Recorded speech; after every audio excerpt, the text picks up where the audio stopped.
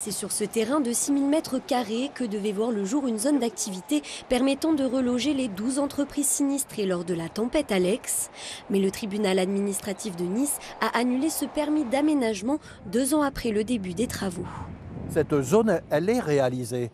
On a investi quand même de l'argent public là.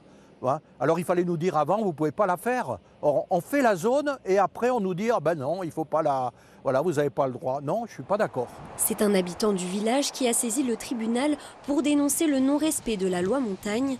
Ce texte impose que toute nouvelle construction soit réalisée en continuité des zones déjà urbanisées. Il pourrait très bien construire quelque chose qui correspond et ce ne serait pas attaquable. Moi, je n'ai attaqué ce permis que parce qu'il n'était pas conforme à la loi.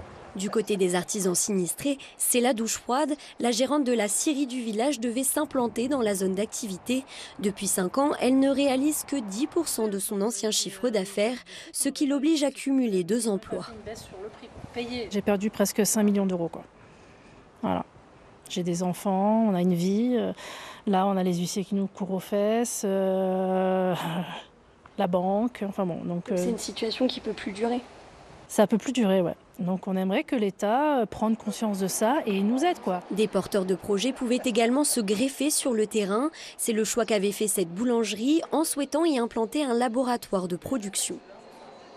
C'est du temps de gaspiller, des promesses comme d'habitude qui ont été non tenues.